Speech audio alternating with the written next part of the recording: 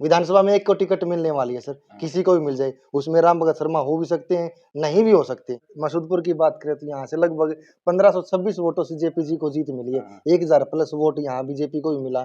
तो इतना विरोध होने के बावजूद भी, और आप पूर्व में विधायक है, आपके गांव से 1000 पर्ची निकलना कोई छोटी बात नहीं। राम भगत शर्मा की क्या प्राथमिकता है? एक बना जरूरी है कि हुड्डा साहब को सीएम देखना चाहते हैं? एक बना आपके लिए जरूरी कोई नहीं है? जरूरी नहीं है हुड्डा साहब सीएम बन जाए, हम खुद विधायक से ज्यादा वजूद हमारा होगा। 2019 के बजाय 2024 में आपके परिणाम अच्छे आए हैं, 0 से उठ के आप 5 पे पहुंच गए। लेकिन 5 सीटें जीतने के बाद में आपकी पार्टी में जो घमासान देखने को मिला है, आरोप प्रत्यारोप का दौर शुरू हो गया। कांग्रेस परिवार में गुटबाज है कि नहीं है?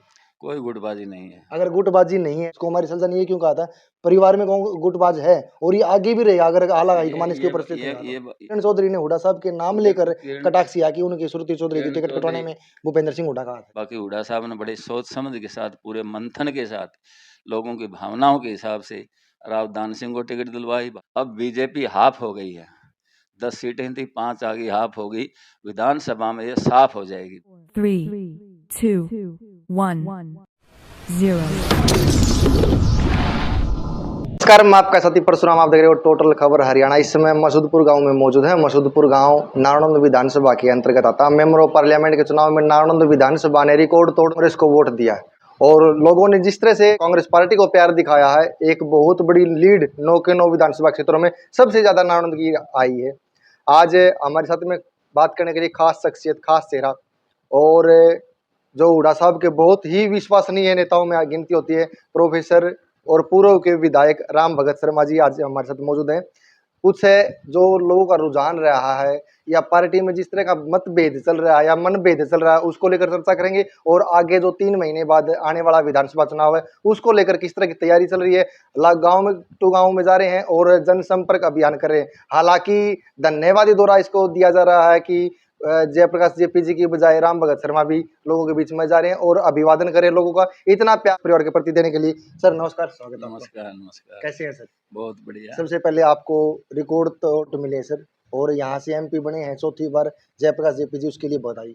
बहुत बहुत धन्यवाद आपका, ये लोगों का आशीर्वाद है, आप मीडिया वालों का भी मेहनत है, और आपने सच्चाई नारनौंद हल्का के बारे में जनता के सामने प्रकट की है, उसका भी ये परिणाम है। सर जो चुनाव है ना, कांग्रेस नहीं लड़ रही है, जनता लड़ रही है। क्या वास्तव में ये चुनाव आपने देखा कि जनता ने लड़ा है? देखो, वास्तव में हरियाणा प्रदेश और देश की जनता बीजेपी की तानाशाही रवैये के खिलाफ बहुत ज़्यादा जो है आक्रोश था जनता के अंदर, और उस आक्रोश के मद्देनज़र ये चुनाव हुए।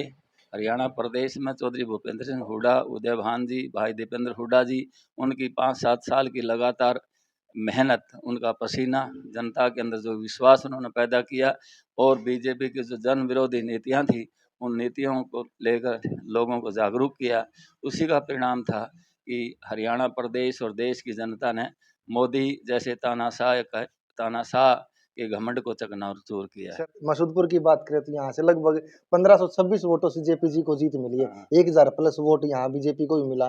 तो इतना विरोध होने के बावजूद भी, और आप पूर्व में विधायक है, आपके गांव से 1000 पर्ची निकलना कोई छोटी बात नहीं। देखिए, कोई कारणों से, एक तो काफ़ी हमारे वोट जो है कुछ लोग किन्हीं कारणों से बाहर गए हुए थे, वहाँ नहीं सके, कड़ाके की गर्मी थी, और हमारे जो है यहाँ पर बीजेपी के जो कुछ वोट हैं वो तो हर गांव के अंदर होते हैं, लेकिन फिर भी हमारा जो वोट परसेंटेज के हिसाब से नारनौंद हल्के के सभी गांव किसी भी गांव से पीछे नहीं हैं, और हिसार पार्लियामेंट के किसी भी गांव से पीछे नहीं है। वोट परसेंटेज के हिसाब से जो हमारी जीत हुई है, जीत के हिसाब से। अभी जो मैम पार्लियामेंट का चुनाव उसमें रिजल्ट अच्छा आया सर, 5-5 का मुकाबला रहा, तो विधानसभा में इसका क्या असर रहेगा? देखिए, विधानसभा का रिजल्ट इसका बड़ा स्पष्ट है। अब बीजेपी हाफ हो गई है, 10 सीटें थी, 5 आ गई, हाफ हो गई। विधानसभा में ये साफ हो जाएगी, हाफ होकर ये साफ होगी बिल्कुल। यहाँ पर बीजेपी का वजूद खत्म हो जाएगा। हरियाणा प्रदेश की जनता एक बड़ी मतलब सोच समझ के और भावुकता के साथ फैसला लेती है। इस बार बीजेपी सरकार को पूरी तरह से यहाँ से उसकी हस्ती मिटाने का फैसला हरियाणा प्रदेश की जनता ने कर लिया। सर 2019 के बजाय 2024 में आपके परिणाम अच्छे आए हैं, 0 से उठ के आप 5 पे पहुंच गए। लेकिन 5 सीटें जीतने के बाद में आपकी पार्टी में जो घमासान देखने को मिला है, आरोप प्रत्यारोप का दौर शुरू हो गया। नहीं, हमारी पार्टी में नहीं, ये जो है सभी जो भी प्रजातांत्रिक पार्टियां होती हैं, बड़े संगठन होते हैं, उसमें अपने अपने विचारों को प्रकट करने की अपनी जो आवाज़ उठाने की उनके अंदर स्वतंत्रता होती है। कोई तानाशाही पार्टी हमारी कांग्रेस पार्टी नहीं है। हर नेता ने, हर कैंडिडेट ने अपने-अपने ढंग से, अपने-अपने जो भी जहाँ उनकी ड्यूटी लगी थी, चाहे वो शैलजा के साथ थे, जयप्रकाश के साथ थे, चाहे वो दूसरे नेताओं के साथ थे, सभी लोगों ने अपने-अपने हिसाब से, अपने-अपने सर्कल में मेहनत की है और प्रत्याशियों को जिताने का काम किया है। ठीक है सर, आप हुड्डा साहब के बहुत ही विश्वसनीय नेताओं में गिनती होती है आपकी और एक नज़दीकी भी अच्छी है। मैं सभी से पूछता हूँ, जो खास करके कांग्रेस के नेताओं से, कांग्रेस परिवार में गुटबाज़ है कि नहीं है? कोई गुटबाज़ी नहीं है। अगर गुटबाज़ी नहीं, हमारी सलसा ने ये क्यों कहा था, परिवार में गुटबाज़ है और ये आगे भी रहेगा अगर आला हाईकमान इसके ऊपर स्ट्रिक्ट नहीं रहा तो। ये बात तो कुमारी शैलजा ही दे सकती है, हमें कोई गुटबाज़ी नज़र नहीं आ रही। तो चौधरी भूपेंद्र सिंह हुड्डा के जो कट्टर सपोर्टर हैं, वहाँ सिरसा के अंदर उनकी सपोर्ट के लिए गए हुए थे। हर सब ने अपनी मेहनत की है और पूरी शैलजा की मदद की है। इसी तरह के शैलजा के आदमियों ने भी यहाँ हमारी मदद की है, जेपी भाई की मदद की है, दूसरे कैंडिडेट्स की मदद की है। हमें कहीं भी कोई विरोधाभास, कोई भी किसी तरह का आपस का टकराव नज़र नहीं आ रहा है। सभी अपनी में मेहनत कर रहे हैं।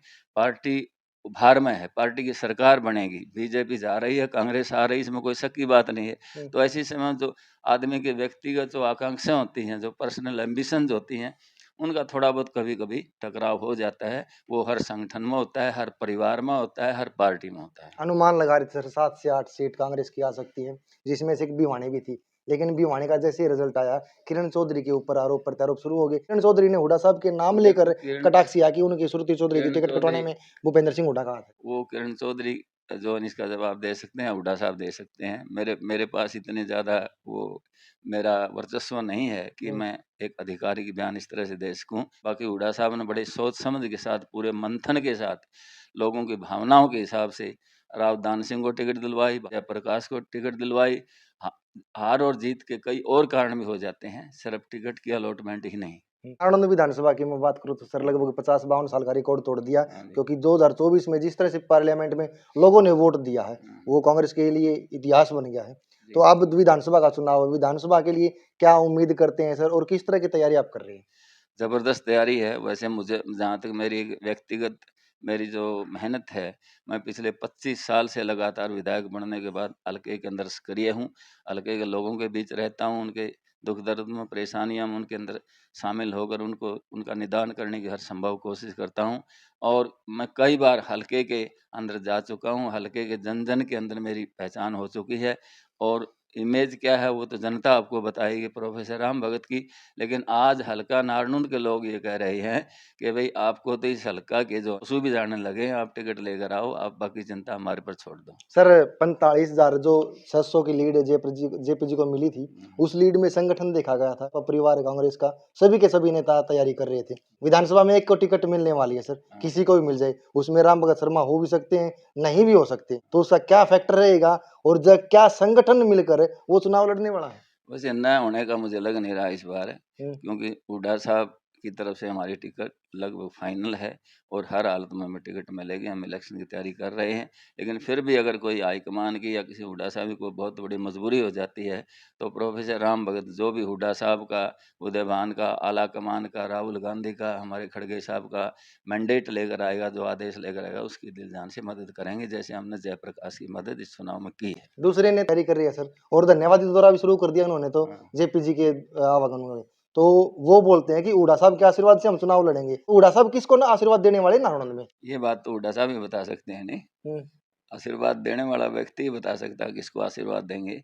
लेकिन हमें पूरा विश्वास है कि हुड्डा साहब जो है नी, इस बार उन्होंने वायदा किया है कि सर्वे के हिसाब से टिकट मिलेगी और जिताऊ कैंडिडेट को ही टिकट मिलेगी। ये स्पष्ट है, ये हमने पार्लियामेंट में भी देखा है, कोई सिफारिश से टिकट नहीं मिलेगी। राम भगत शर्मा की क्या प्राथमिकता है? विधायक बनना ज़रूरी है कि हुड्डा साहब को सीएम देखना चाहते हैं? हुड्डा साहब को सीएम देखना चाहते हैं। विधायक बनना आपके लिए ज़रूरी कोई नहीं है? ज़रूरी नहीं है, हुड्डा साहब सीएम बन जाएँ, हम खुद विधायक से ज़्यादा वजूद हमारा होगा। बीजेपी साफ़ होगी, हरियाणा प्रदेश की खुशहाली लौटेगी, भाईचारा लौटेगा, बेरोज़गारों को रोज़गार मिलेगा, किसानों को उनकी एमएसपी का कानूनी दर्जा मिलेगा। इसी तरह बूढ़ों की पेंशन 6,000 होगी और गैस का सिलेंडर 500 रुपये होगा, 300 यूनिट बिजली फ्री मिलेगी। ये गारंटी है आपकी? हाँ, गारंटी है। और इसके साथ-साथ अग्निवीर स्कीम का तो अभी हमारी कांग्रेस पार्टी ने जो मुद्दा उठाया था, संविधान को बचाने का जो मुद्दा उठाया था, वो सारे मुद्दे हमारे बड़े कारगर थे और उसी की वजह से आज तानाशाही के क्षेत्र में आगे बढ़ते हुए मोदी के नाक में दम कर दिया, उनको नकेल डाल दी है। वो अपनी मनमानी नहीं करेंगे। अग्निवीर को भी रिव्यू करने का प्रयास अभी चल रहा है। ठीक है सर, 2019 में बीजेपी ने एक नारा दिया था 75 पार वाला, हाँ अभी जी। 24 में वो बदल दिया, 400 पार हो गया। दोनों नारे देख ली जनता ने, 400 का भी देख लिया, 75 पार का भी देखा। तो इस परिवार का क्या स्टैंड रहेगा, उन नारों को लेकर जनता क्या सोचेगी? कहाँ ये बीजेपी भारतीय जनता पार्टी हमेशा झूठ की राजनीति करती है, प्रचार की राजनीति करती है। इनका जो पब्लिसिटी मैकेनिज्म है, जो प्रचार तंत्र है, उनका मीडिया पर इनका कब्जा है और मीडिया के मार्फत इतनी ज़्यादा झूठ बोलते हैं, सच्चाई के करीब नहीं होते। कभी 400 पार कहते हैं, कभी 75 पार कहते हैं, हरियाणा के अंदर कहाँ कहते थे। लेकिन हकीकत ये है कि इस बार भी हम इनकी सीटें 150 से फालतू नहीं आनी थी, अगर ये 400 पार का नारा न देते तो। ये जनता को गुमराह कर रहे हैं।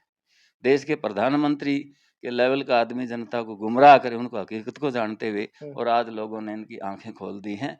इनका जो दुष्प्रचार अब बंद हो जाना चाहिए। लोगों ने इनको बहुत अच्छा सबक दिखा दिया। आपने हमारे चैनल को समझ दिया, आपका बहुत बहुत धन्यवाद। धन्यवाद। ये थे राम भगत शर्मा जी, दिल्ली विधायक बने थे और जनता का अपार प्यार मिला था। उसी की उम्मीद और आस्था के साथ में आज 2024 में लोगों के बीच में रह रहे हैं और इनकी प्राथमिकता प्रेफरेंस रहेगी कि हुड्डा साहब को सीएम देखना है, न कि इनको विधायक बनना जरूरी। ये राम भगत शर्मा ने अपनी जुबानी कही है और नारायणगढ़ की जनता ने दो जयपी और जयप्रकाश जी को जितना प्यार दिया है, उसी की उम्मीद के साथ लोगों के बीच में रहते हैं राम भगत शर्मा जी। 3 महीने बाद विधानसभा के चुनाव है, उन चुनावों में कांग्रेस परिवार का क्या एजेंडे लेकर जनता के बीच में उतरती है और क्या जनता मेंबर ऑफ पार्लियामेंट के चुनाव की तरह उनको स्वीकार कर पाएगी या नहीं कर पाएगी। सभ्य कमेंट के माध्यम से अपनी राय जरूर लिखिए। धन्यवाद।